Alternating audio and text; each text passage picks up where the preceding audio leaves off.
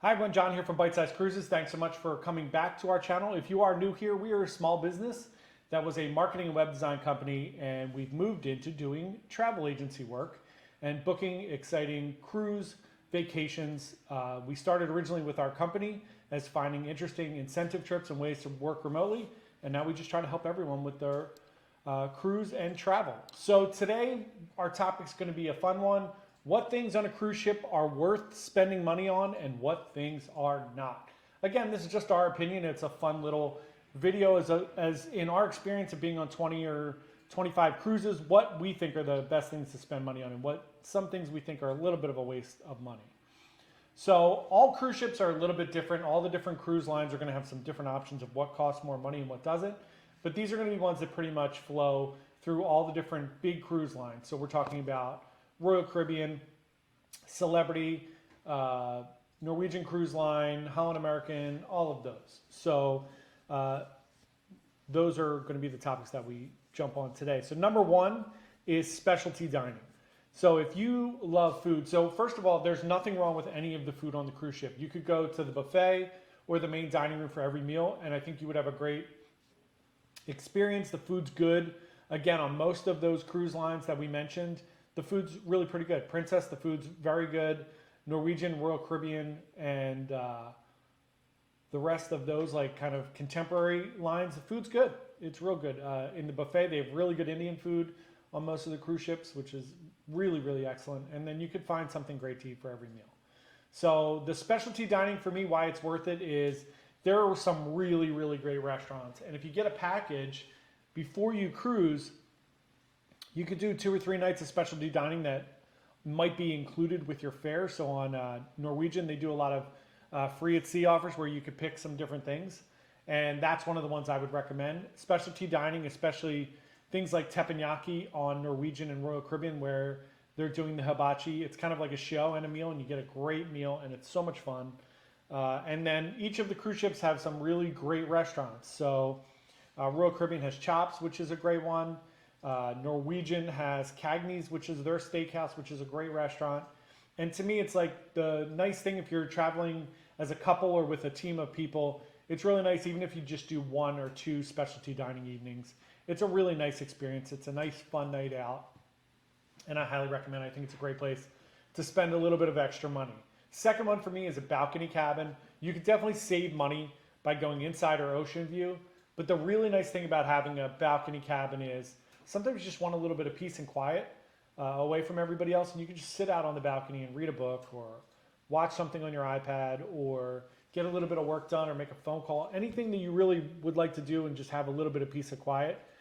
And if you're traveling with someone else, it's just a little bit of extra real estate where you can kind of have a little bit of space. Cruise ship rooms are notoriously small, so having an extra 50 or 60 square feet where you can just jump out and have a little bit of peace and quiet sometimes makes all the difference in the world. Travel insurance. So that's one that comes up a lot, helping people book their trips. A lot of people don't think travel insurance is worth it. I think especially now with COVID and everything going on, just having even the basic travel insurance I think is really worth it. What you're going to get is, God forbid something happens to you in another country or another port where you need to be medevaced back to the United States, your insurance is going to cover that. That's a huge thing. Just for that alone, it's worth the $100 or so that cruise travel insurance is usually cost. And if you just need to cancel for some reason, if something happens and pops up, you get the ability to cancel for no reason and get your money back, which is huge. The next one is a pre-cruise hotel. So unless you live very close to the port and you're going to drive in the day of, like I'm going on a cruise on Anthem in a few weeks, and it's leaving out of Bayonne, and I'm in South Jersey, so it's just a quick hour and 20-minute or so drive. So obviously I'm not going to stay there the night before. I'm going to drive up. But if you're flying into your port, if you're flying down to Florida, to Port Canaveral, or Fort Lauderdale or Miami, flying in the day before is huge, and it's definitely worth it. There's nothing worse than having a flight delay or missing a flight or getting something canceled, and then you're going to miss the cruise ship. And then it's your responsibility to try to get to the next port. So you really don't want to do that. You don't want to deal with any of that. So staying somewhere the night before is, to me, a really great option and something you should look into. The next one for me is future cruise credits. So pretty much every cruise line offers this. Even if you book with a travel agent, this is a great thing. They get credit for the booking anyway. While you're on the cruise ship, most of them have an offer where if you put X amount of dollars down on a room, $100, $200, you're going to get some immediate onboard credit. So you're going to save 50 or $100. If you put down a $250 credit, you might get a $50 or $100 onboard credit. And now you're already booking another cruise and you're getting a bonus. So it's costing you less money. You're getting pretty much free money. So that's one I think is a great idea.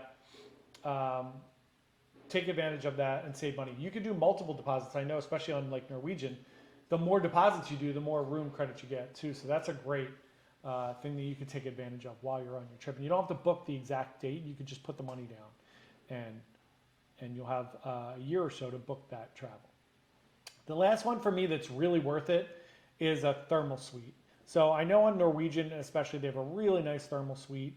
It's a little bit of a chunk of money for the week, but it is just an amazing experience if you can afford it. You could also get a spa suite that's going to give you access to the thermal suite, especially on like Carnival or Norwegian. They have these very big thermal suites where they have saunas and a pool, an indoor heated pool, like a therapy pool in there. And it's just a beautiful, quiet place, and it's usually at the back of the ship where you have these stunning views. And it's someplace, especially on sea days when it tends to be really crowded around the ship, it's not crowded in the thermal suite, and it's a great experience. And you can go in there and just have some really nice peace and quiet. Again, that's kind of like your mileage may vary whether or not you want to spend the money on that, but to me, that's a great one. Two other things we're going to talk about that could be a good spend of your money is a drinks package and streaming Wi-Fi. So you could pay for Wi-Fi, which would be just enough to check your email. Streaming Wi-Fi is going to allow you to be able to work, make phone calls, really text, and do everything on your phone, which might be huge for you. So it could be a good spend of your money. And then the drinks package. If you do like to have some drinks, there are some great calculators online. Cruisely has one on their website where you can put in your cruise line and get the breakdown of it doesn't make sense to get the drinks package.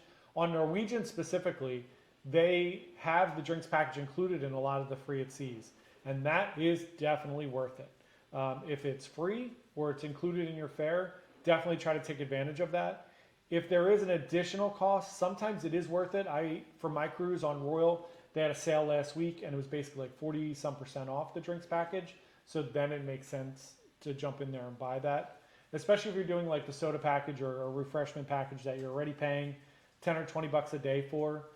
And then you jump up to 40 or 50 bucks a day for the drinks package, and you know you're going to have a few drinks a day or a glass of wine at dinner and a couple drinks, then it's definitely worth it. But it's, again, kind of like one of those that it could be a good deal, it might not be. Things that I don't think you should spend your money on a cruise ship. Number one, art auctions and art.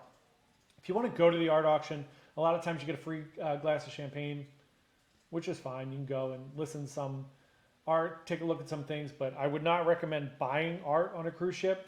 I don't see any advantage to doing that. It's expensive, and I think based on what I've heard from a lot of our clients and talking to other people, you could find that art for cheaper somewhere else. Jewelry. I know that everybody goes to these exotic islands to buy jewelry, and a lot of them are duty free, and you can buy jewelry on the cruise ship. And please, if that's something that you enjoy, go for it. But in my experience, it's generally a little bit overpriced, and you're not getting the best of the best. Unless you go on and buy like a tag watch or something crazy like that, and you get it for duty free. Photo packages. I do not recommend spending your money on photo packages. They are extremely expensive to the tune of like $20 or $30 a photo. So unless you are doing like a special occasion and you want to get some family photos or something like that, I don't think most of the packages are worth it. And then the last two are some optional ones. One is transfers from the cruise line. So these are shuttles that would take you to or from the airport or to your next destination. To me, it's a lot of waiting for other people. So I don't recommend them.